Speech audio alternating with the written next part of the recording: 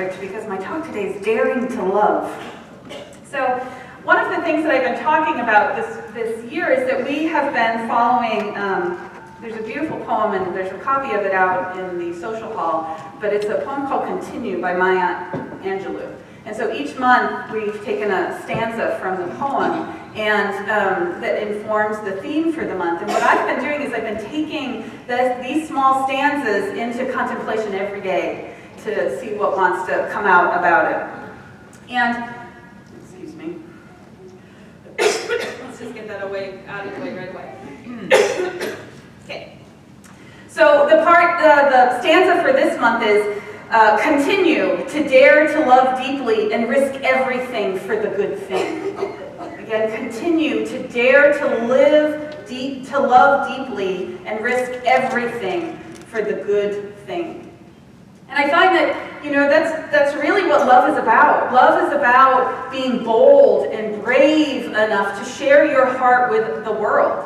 Whether it's in an intimate relationship with your beloved, whether it's with your children. You know, how hard is it to allow your children to start to see that you're flawed? Again, my kid's 12. She's starting to learn that I'm not perfect. Or to share yourself with the world, with all the cracks that you think are in you, and how difficult it can be sometimes once we have an experience where we feel judged, or we feel hurt, or we feel abandoned. When those things start to happen, then what happens is we pull back, we close off our hearts, we pretend to try and be something that we're not so that people will love us. And that's not real love. It's not true love. It's holding back. And you can't experience the glory and the magnificence of being seen for who you are and appreciated and loved as God sees each and every one of us unless we're brave enough to share our hearts with the world. And so it happens bit by bit, little by little, we pull back. It's not necessarily just one big, heartbreak that makes us go live in a cave. But have you ever had the experience when you're in a relationship with someone and you're trying to explain something and you're trying to share your perspective and you're trying to get through the different ideas of things, and then all of a sudden you get to the point where it's like, what's the point? It's not worth it. They're not hearing me. They're not ever going to see it. I can't say it well enough to get through that. Have you ever had that experience? Every time that happens, we pull ourselves back. Every time we stop trying to be authentic and connect truly in relationships, and again, whatever kind of relationship it is, we start to pull ourselves back into the cave. And that's a place where there's no magic. I want to jump up and down and say, do you remember? And all of a sudden I have pictures of Tom Cruise on Oprah's couch in my head, and I don't want to do that, but I understand that impulse to want to say, do you know how magical love is in your life? Do you know how magical it is when you're sharing love, even if it's with a friend?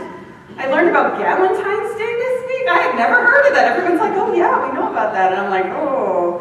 And it's a time of having Valentine's with your girlfriends, gal pals, And I was literally the one who used to be the militant, black-wearing, anti-Valentine's Day, let's have a piñata to kill love kind of a thing. But back in my early days, I never thought to have a Valentine's Day. That's awesome, you get chocolates and flowers and friendships and all of that. That's amazing, But I digress already. But the idea that love truly is the one thing that heals. Love truly is the one thing that brings peace and freedom to our souls is when we love ourselves enough to be who we've come here to be. When we accept all of those cracks and all of the things that we think we've done wrong, every mistake we think we've ever made, when we can just be present with it and accept it and realize that it's part of the whole picture of who you are. I remember an old movie from the 90s that talks about a Monet picture, right? It said, it's a really funny teeny bopper movie, and they say, well, really up close, it's a mess, right? But from far away, it's gorgeous and beautiful, right? But if you go up and look at a Monet really close, it's a mess. You can't tell anything about it. But when you get the perspective of the wholeness of it, it's glorious, right? That's you. That's your life. Any one experience that you think is a mistake, any one time that you went off track or whatever, you think it's a mistake, it looks like a mess, right? I'll tell you, I've been in plenty of messes. But when you take that step back to the perspective of the wholeness of the glory of your life, it's beauty incarnate. You are beauty incarnate. And so what that means is that every time we have one of those little hurts and those little pains, those little challenges that make us stop being who we are off track. We are no longer living in love. And it takes boldness, it takes courage, it takes gumption to get back to saying, you know what, this is who I am. I'm not perfect. I'm not everything everybody thinks I'm supposed to be. And I'm not just talking about myself. But I'm me, and I love you. I'm trying, and I love you, right? Sometimes in those moments when it's so hard, and it's so challenging, and it's so difficult, that we could just connect and say, you know what, none of it really matters except I really love you. And if we can move forward in that, then everything could be okay. See where I'm going with this? So the idea is that we have to be bold and we have to be courageous. We have to be bold with ourselves. We have to allow who we truly are and dig deep to find it sometimes. Because there are times when we forget. There are times that we forget who we've come here to be. I'm already off track. Who knows where I'm going? That's good. Okay, that's good. So one of the things that I was realizing this week is that we develop habits of emotional self-defense because we're afraid of being hurt. And I understand that. It makes sense that we would close our hearts because you know what? Our hearts do get broken. Life is not for the faint of heart. And fully living and fully being expressed and fully being engaged does take courage, and sometimes your heart will get broken. But what I know so well is that a broken heart mends stronger. A broken heart is a broken open heart. And so when we can move through that experience of fear of getting a broken heart to the place where we can move through the experience of actually feeling what's below a broken heart, then you emerge victorious in the spirit. Because even any one of these little things that happens, a girlfriend says something that's, not supportive, or somebody who you respect says something and you interpret it differently, or it could be anything. It could be anything that gives you that barb in your heart. What these things are meant to do is to call you deeper to a deeper understanding of who you are. They're not there to knock you down. They're there to raise you up in your power. When you know yourself as a divine emanation, when you know that you have a relationship to God that has so created you is individually as you are, on purpose, because you are here, you are meant to be here. And just because of that, who cares what the barista at Starbucks says when they judge my order? Why am I getting triggered on that? I'm not getting triggered on that. I'm very obsessed with Starbucks. I don't know why. I guess maybe because I think we all go there. Those are all my examples. But so the idea is that there are times when we allow ourselves to be hurt more than we really need to be, instead of stepping up into our knowing of what's really real. Instead of allowing ourselves to emerge as the gift that we are, we pull back, we hold back, we deflect, we pretend something's not happening. And let's see how that works for you. Let's stuff and pretend conflict's not happening. What do you think happens? It's a landmine. And you never know when you're going to step on it, but sooner or later you're going to step on it. And that's because we're pretending to be something that we're not. It's because we are creating these defensive mechanisms to shield our hearts and to pull ourselves back. Let me tell you right now, we are pulled back too far from each other in this world. We are separating and cutting ties, and we are digging ditches between each other. And that is the exact opposite thing of what we need to be doing. We need to be leaning into the heart. We need to be building bridges and connecting. Not on topics, not on ideas, not on ideologies, but on the fact that we are all humans having this experience, struggling with the same things, and having a difficult time figuring it out. But if we can move into that heart space and connect on that deep level, things will start to shift and change in our own lives, in our larger circle, and out in the world. I was thinking this week about, well, let me share this first. There's a saying that says, once you've learned to love, you've learned to live. And Ernest Holmes, the founder of religious science, says that you are dear to life, beloved by it.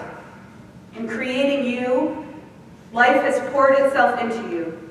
You could not ask for greater love than this, and more love could not be given. All week I had this memory pop into my head, and I'm going to admit it, I can't remember if this is actually true, or if it's just something that popped into my head. It's from 25 years ago, so anybody who knows, then maybe, I don't know. But anyway, so when I was hanging out in New York City 25 years ago, I remember seeing this incident happen, and again, whether it's real or a composite, I'm not 100% sure, but it's been in my head all week, so I decided to share it with you. I remember walking down the street with, by myself in New York City, and as I was walking down this busy street, I can't remember where it was, but on the other side, I saw a man on a bike have a crash. The cab swerved, he swerved, and the guy went over the handlebars and down on the ground. And he was hurt. Now, I was on the other side of the street, and I remember trying to get there. I was but it was a busy street, so I couldn't run there. But I'm standing there waiting for the light to change, right? And the cars are flying by, and I'm like, and nobody really saw. But there was this little old lady. And I'll share that this was a gentleman of Middle Eastern descent on the ground. And he was moaning and yelling. And I'm sitting at the light, and I'm trying to get across the street, and I saw this little old lady there who started to walk up to him. And this is the part that I can't remember if it's actually true or not. I saw him reach his hand out. It was as if it was a portrait, right? A picture. And she turned around and left. And the light changed, and I ran over just as like a mob showed up, and we called 911 when we got the guy to the hospital, and I don't know whatever happened to him. But that struck and sat with me. You know, the idea of that moment sat with me, and it was very effectual on me. It made a huge effect on how I wanted to be in the world. It showed me who I want to be in the world. What kind of situation would it be where I could not go up and help someone who was in pain? What would it take for me to be too afraid to go and talk to someone? And I'm not blaming the lady or holding anything about it, other than that it was a really difficult situation, and she didn't know what to do, and she couldn't handle it, so she ran. But that spoke to me for the rest of my life, because I'm trying to figure out how to not run. Where is it in my life that I'm wanting to run because it's too uncomfortable, because it's too scary, because it looks too messy? Where are those places where I'm not sharing my love or giving my truth to a situation because I'm too afraid? So what came up for me, and this was the parable of the Good Samaritan. And so this is Jesus' teaching. He was teaching with his disciples, and he was talking about love. And he said, you know, you need to love your neighbor as yourself. And the lawyer of the group said, so, and of course this is very lawyerly, the lawyer says, who's my neighbor? Jesus, who's my neighbor, right? What does it mean to love my neighbor? Who do you mean by my neighbor? And so Jesus, of course, answered with a story, because that's what he did. I could imagine being very frustrated with him, because you're trying to get a direct answer and he just tells you a story, but this is a story. He said, okay, here we go. You know, I can hear you saying that about me in my head too sometimes. So it's okay, I'm in good company. All right, so Jesus answered. He said, a certain man was going down from Jerusalem to Jericho, and he fell among robbers, who stripped him and beat him and departed, leaving him half dead. By chance, a certain priest was going down that way, and when he saw him, he passed by on the other side. In the same way, a Levite also, when he came to the place and saw him, passed by on the other side. But a certain Samaritan, as he traveled, came where he was.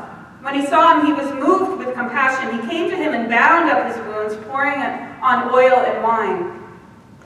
It's always good to travel with wine. He set him on his own animal. He said we do have fun here sometimes. Okay, so he set him on his own animal and brought him to an inn and took care of him. On the next day when he departed, he took out 2 denarii, gave it to the host, and said to him, "Take care of him. Whatever you spend beyond this, I will repay you when I return." Now which of these 3 do you think seemed to be a neighbor to him who fell among the robbers? He said, "He who showed mercy on him." Then Jesus said, "Go and do likewise." So there's a couple of things about this story. We're all pretty familiar with it. It's a pretty popular parable, if there are more popular or less ones. But in the time of Jesus, the road to Jerusalem, from Jerusalem to Jericho, was notorious for its danger and difficulty and was known as the way of blood, because of the blood which is often shed by robbers. And Martin Luther King Jr. in his "I've Been to the Mountaintop" speech on the day before his death described the road this way. He said this, "As soon as we got on that road, I said to my wife, I can see why Jesus used this as his setting for his parable. It's a winding, meandering road. In the days of Jesus, it came to be known as the Bloody Pass. And it's possible that the priest and the Levite looked over at the man on the ground and wondered if the robbers were still around. Or it's possible that they felt that the man on the ground was merely faking, and that he was acting like he had been robbed and hurt in order to seize them over there, lure them there for quick and easy seizure. And so the first question that the priest asked, the first question that the Levite asked was, if I stop to help this man, what will happen to me? And so the priest and the Levite, both of high ranking, I can understand that there's another component to it, that this priest and Levite, if they touched blood, they would need to go through a systematic cleansing to be able to do their spiritual work.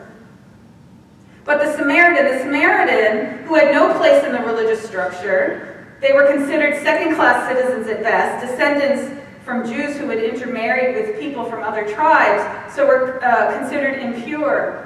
They weren't allowed in the temple, not allowed in Jewish homes, generally treated as social and religious outcasts. But it was the Samaritan who ended up being the true neighbor. So for each of us, there are moments in our lives when we are posed that question. What's the cost of me loving? What's the cost of me stepping up to love my neighbor when it doesn't look easy? How far am I willing to go to be the hand or the heart or the support of God in this life? Because the only way that kindness comes into the world and love comes into the world is through us. We are the ones who are called. We are the ones who are called to be that divine hand and that light shining forward. But what's it going to take for us to let go of our fear of being hurt, let go of our fear of being harmed? We have to be bold and brave to create the world that we are wanting to see. We are the ones who are awake to know that we have a part to play in this. That as we open to being more fully expressed, as we are open to being more engaged in life, yes, there will be pain, yes, there will be difficulties, yes, there will be challenges, but you're not alone even in that. There's a divine presence and a divine heart wanting to be itself as you. And when you turn to it, it turns to you. We are called to be the Samaritan. We are called to be the hand of God. Gandhi said in his, from an address from November 3rd, 1917, he said this, "A coward is incapable of exhibiting love. It's the prerogative of the brave." And the Dalai Lama said, "Love and compassion are necessities, not luxuries. Without them, humanity cannot survive." Love and compassion are necessities. We're in big trouble if it keeps going the way it's going, with the meanness and the disrespect and the negativity in this world.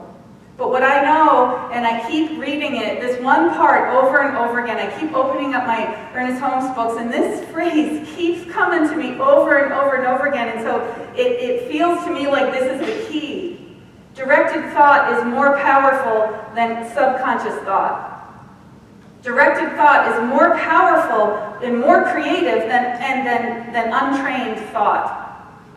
And so what that means is when we set our intention to be a place of love in this world, when we set our intention to be that Good Samaritan, when we set our intention to be a channel of love, we transform things. It's more powerful than the fear. It's more powerful than the worry. It's more powerful than all of the hurts that we've accumulated, all those little barbs that we've accumulated throughout our life that make us want to close our hearts. Directed thought, an intention of being a place and a space of love is that which can transform not only our own experience, but the experience of this world. We are called to be brave in love. We've got to be bold. We've got to be daring. And so the question for this week for you to contemplate is, in what area of your life are you being called to step up and be bold? What are those things that you've been holding back? What are those things that you're afraid to face because your heart's been broken?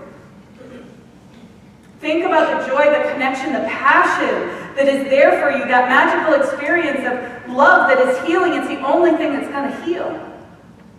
It's the only thing that's going to bring comfort in those rough moments. It's the only thing that's going to inspire you to your greatness. Enough is enough, right? I really feel like that you're made, if we are made in the image and likeness of the divine, we thrive on love and we wither on fear.